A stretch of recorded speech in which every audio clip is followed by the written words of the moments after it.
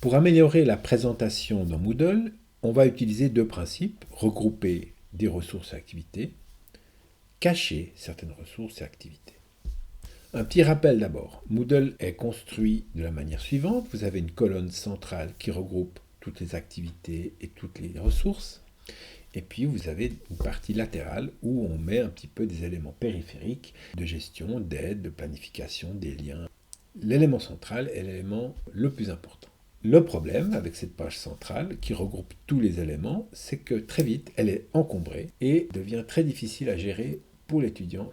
Il y a 4 solutions pour éviter l'encombrement. La première solution, c'est de n'afficher qu'une seule section à la fois plutôt que toutes les sections les unes derrière les autres. La deuxième solution, c'est de regrouper tous les fichiers à télécharger sous forme d'un dossier. La troisième solution consiste à regrouper toutes les ressources multimédia, le texte, les vidéos, les images qu'on a tendance à mettre comme ça les unes derrière les autres.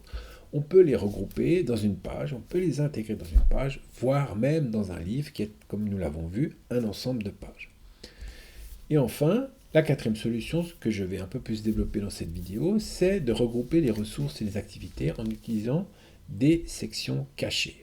Première technique, vous allez dans les paramètres du cours, dans format du cours, vous choisissez comme mise en page, afficher une section par page. Vous allez avoir chaque section qui est représentée par son titre, et puis en gris, le contenu de la section. Si l'élève clique sur un des liens, eh bien, cette section va apparaître avec son contenu. En bas, la possibilité de naviguer, de passer d'une section à l'autre, ou de sauter vers une section plus loin. La deuxième solution, le dossier qui permet de regrouper et organiser tout un ensemble de fichiers, donc remplacer toute cette liste de documents à télécharger par un lien. La troisième solution, vous avez ici une série de ressources qui fait en PDF, une série d'images, 2 vidéos, donc tout ça c'est très joli, mais finalement, pourquoi ne pas intégrer tout ça dans une page, voire même dans un livre, et créer un ensemble qui sera directement consulté par l'élève. Vous avez le texte, les vidéos, les images, sous forme d'une page d'un livre. Donc le résultat, c'est que finalement, vous remplacez toute cette série par un lien sur le sujet que vous voulez transmettre aux élèves.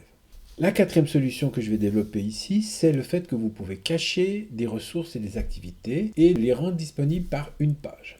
Donc, comment on procède ?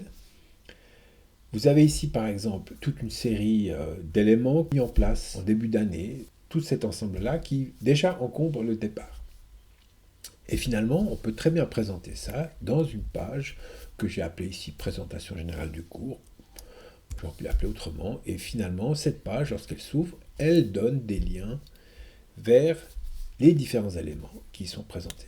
Donc vous voyez que ça encombre beaucoup moins la page de départ et puis ça donne accès à ces différents éléments. La première étape est de créer une section vide, puis de glisser tous les éléments dans cette section vide, et ensuite de cacher la section. Donc là, vous avez dans le menu de la section le choix pour cacher cette section. Et puis à ce moment-là, vous avez cet aspect grisé caractéristique avec l'information que cette section est cachée pour les étudiants. Vérifiez bien que dans vos formats de cours, vous avez bien choisi section cachée, invisible. Et donc, cette section sera totalement invisible. Ils ne verront même pas le titre. Comment la rendre accessible ? Eh bien, l'étape 4 est assez simple. Vous créez une page qui servira de point d'accès. Vous allez créer le texte.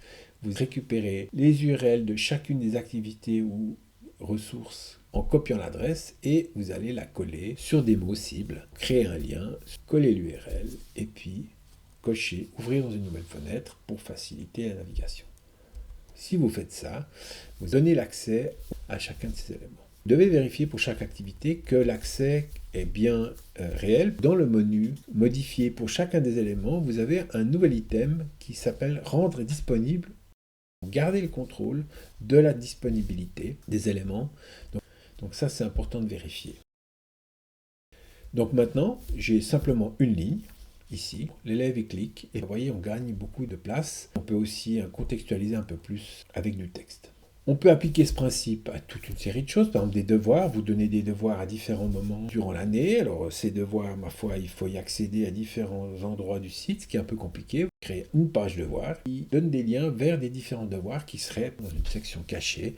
Quand vous rajoutez un devoir, vous rajoutez une ligne dans cette page et puis le tour est joué. Vous gagnez énormément de place et de clarté dans votre présentation.